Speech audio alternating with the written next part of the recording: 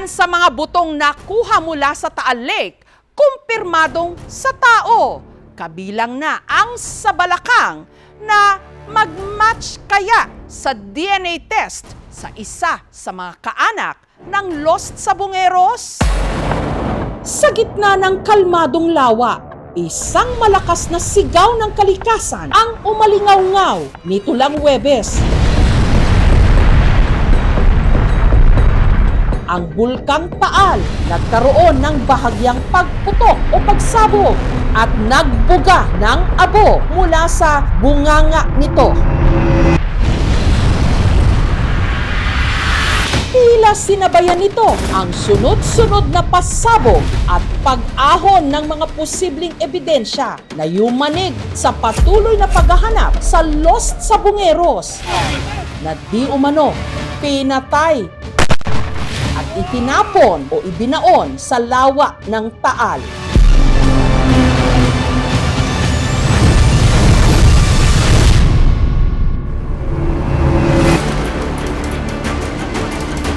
Sa pagtatapos ng pagsisid ng Philippine Coast Guard o ng PCG sa unang kwadrant o bahagi ng lawa, kung saan di umano inilubog ang nawawalang mga sabungero, 4 na sako ang naiahon. 2 sakong buhangin, pampabigat, tsaka 2 sako na containing the remains. 91 ang total na submitted po since last week. Ang discernible talaga na obviously human is nasa 6 to 8 number of bones. Yung nahanap today sa quadrant na yon sa Taal Lake is a positive indication that he knew what he was talking about. Batay sa ginawang pagsusuri ng PNP Forensic Group, ang isa sa mga buto na kanilang na-recover sa lawa, bahagi ng buto sa balakang ng tao. Kasi andun yung mga structures na qualify na hip bone. Ang sinapit ng mga na-recover na buto, tila tugma sa mga isiniwalat ni alias Lando na una na naming itinampok dito sa KMJS taong 2022, taon kung kailan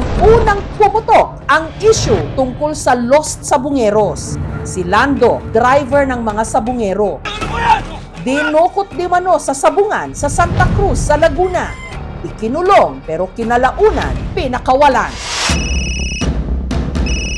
Bigla na kaming dinampot, tapos pinagtutulungan na kami ng suntok. Dinala kami doon sa pinaka-barracks nila. Doon niya ako kinulata. Ang sabi niya, gusto mo isasakop ka? Nakatali na yung babay ko.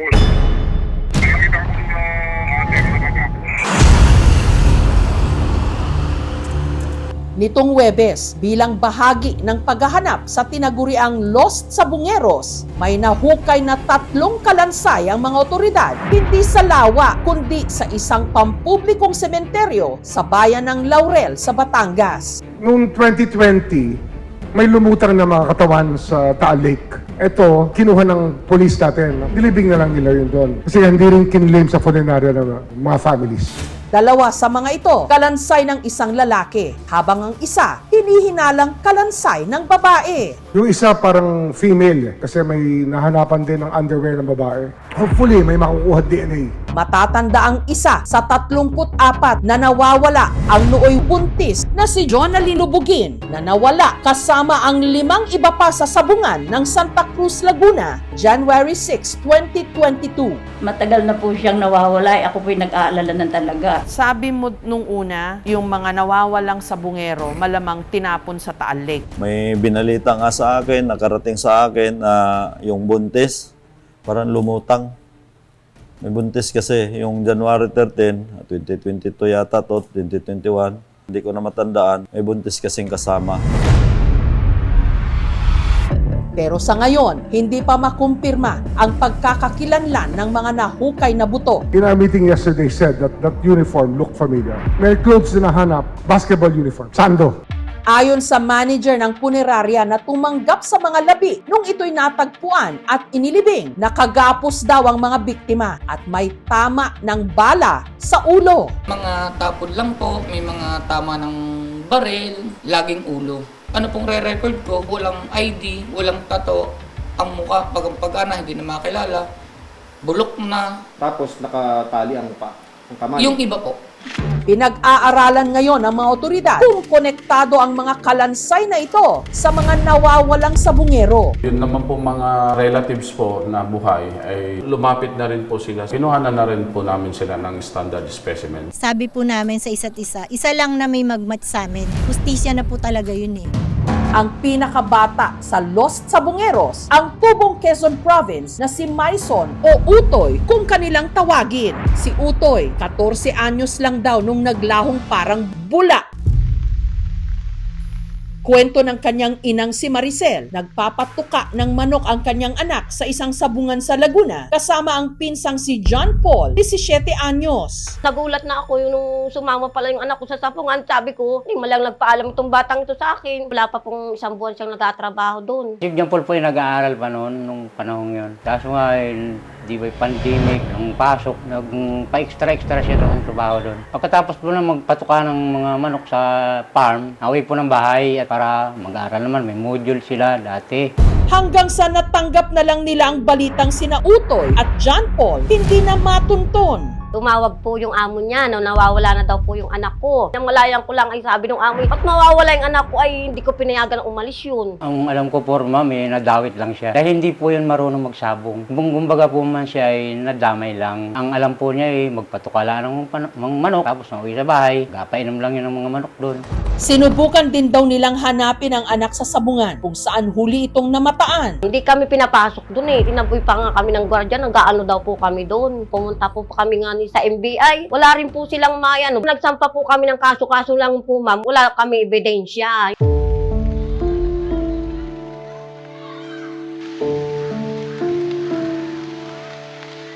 Ito po ang paborito niyang suotin pag po siya naglalaro. At ito po ang katuwang niya, sandong yan. Nakikita ko po yung gamit niya, inatiklop ko po yung mga damit niya, tapos yung inayapos ko yung mga gamit niya. Sabi ko, anak, nasan ka na? Di ka na nakabalik. Sabi ko sa mga kapatid niya, huwag niyo apakalma ng gamit ni Utoy dahil baka isang araw bumalik yung anak ko. Ito po yung mga t-shirt at saka jacket ng anak ko na paborito niya. Lagi niya itong sinusuot. Kahit siya magpunta. Tapos yung sando na ginugupit-gupit, lagi pang tinitingnan.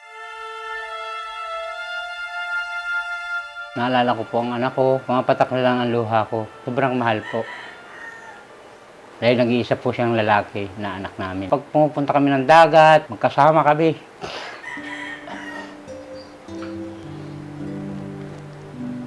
Namimiss ko po mo yung ma'am.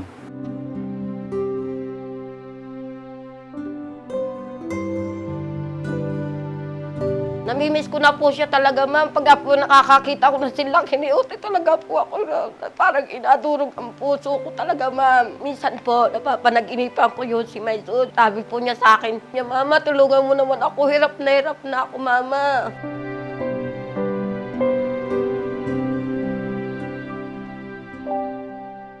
Ang dating master agent naman ng isabong operation na si Arvin, inilahad na minsan na rin daw siyang pinagtangkaang patayin. Launa ng madaling araw, on my way home po, hinarang po ako ng 2 SUV and 2 motor.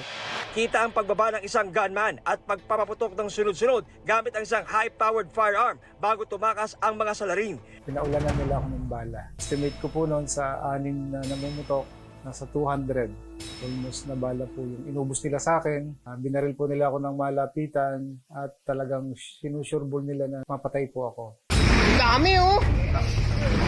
Hanggang likod eh oh!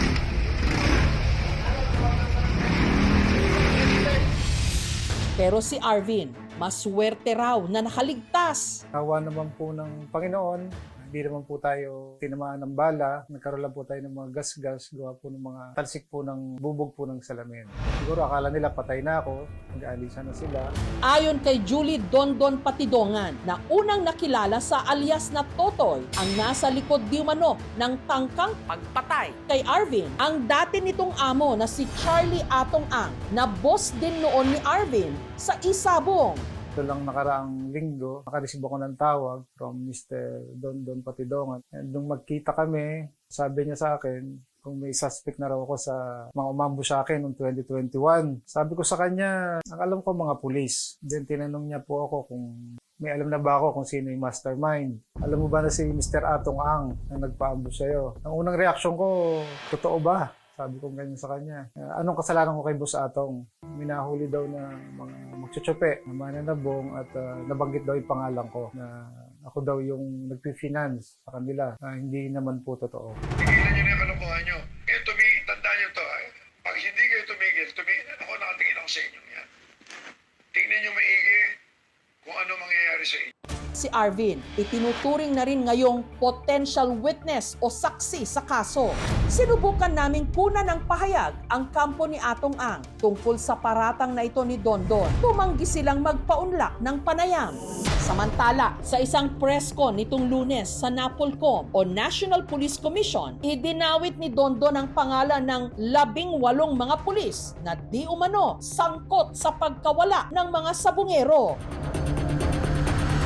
Napasagot na po natin doon sa complaint ni Patidongan yung pong 12 pulis na napangalanan doon po sa complaint affidavit. Matatandaan po natin, 18 actually nasa complaint pero 12 lang po doon ang nasa active service. 6 po doon tanggal na po sa serbisyo sa marami pong kadahilanan. From there, binigyan po sila ng 5 araw po mula po sa pagkakatanggap nila ng summons. Yung pong pang 5 araw na yon, pumapatak po ngayong araw na to o Sabado. As of this moment, Saturday morning, wala pa silang isinasubmit dahil po Sabado po yung bagsak nung pang 5 araw. Meron po sila hanggang Lunes para sumagot. Kung hindi sila sumagot sa Lunes, magkakaroon po ng waiver of their rights to answer. I-assess na lang po yung complaint po ni Patidongan kung ito po ay dapat na sumampa pa ng formal charge sa mismong National Police Commission.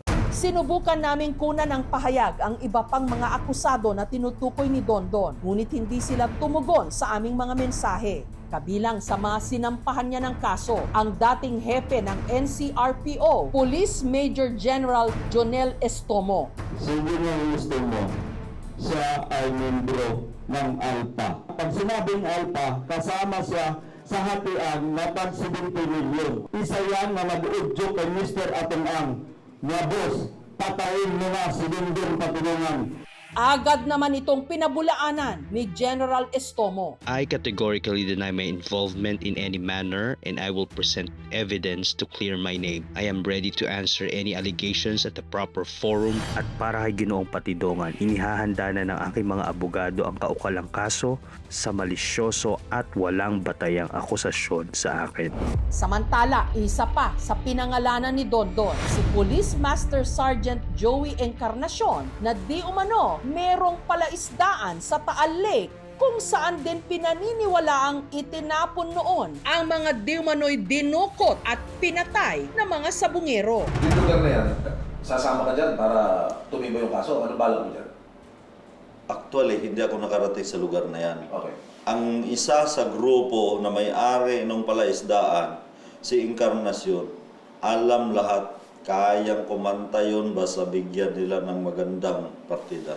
Ang palaisdaan, natunto ng aming team sa bayan ng Laurel. 5 minuto lang ito mula sa Pampang. Ang kubo, abandonado na nung datna ng aming team. Ang palaisdaan, bahagi ng first quadrant na sinuyod ng Philippine Coast Guard kung saan naiahon nito lang Huwebes ang 2 pang sako ng mga buto. Kabilang na ang hinihinalang tadyang o rib ng tao. Sinubukan rin naming kuhanan ng pahayag ang kampo ni Encarnacion pero hindi sila tumugon. Samantala, aabuti ng 5 araw hanggang 1 linggo upang makabuo ng initial findings mula sa prinosesong DNA samples na nakuha mula sa mga na-recover na buto sa lawa. Pagkatapos nito, kakailanganin muli ng 1 pang linggo para naman ma-cross-match ang mga isinumiting DNA sample ng 18 kaanak ng mga nawawalang sabungero. Yung pong mga suspect na gumawa nito, ang gusto ko po ay sana may maparusahan, mabigyan ng hustisya ito mga to para matigil na sila. Dapat hindi palampasin yung mga ganyan. Masyado nang umaabuso sa mga tao. Sana po tapos na siya ngayon ng senior high school. Pangarap po niya ay maging isang pulis. Yun po ang sabi niya sa akin, Mama, gusto ko maging pulis ako para matulungan ko yung mga tao. Anak, bigyan kita ng katarungan sa pagkawala mo. Agawin namin lahat at ang paraan para mabigyan ka ng hustisya. Alam mo to, John Paul, miss na kita. Dalahin ko sa Panginoon Diyos na sana ay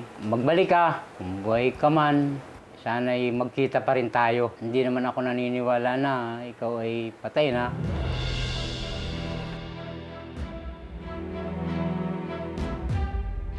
Hindi ko kagaw-gawan to.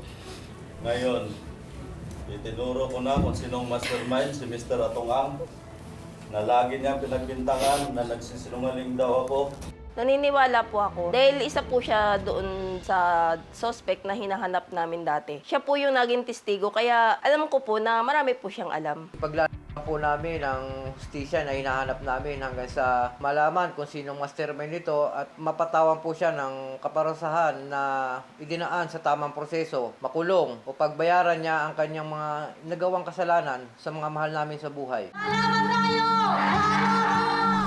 Ang mga pamilya ng mga biktima na matagal noong nananahimik sa takot, ngayon muling nabuhayan ng loob at parang bulkan din na matagal mang nagpigil, isinabog ang kinikimkim na galit at dalamhati. Sana huwag maramdaman ng mga magulang nyo ang nararamdaman namin. Sabay sigaw para sa napakatagal na nilang inaasam na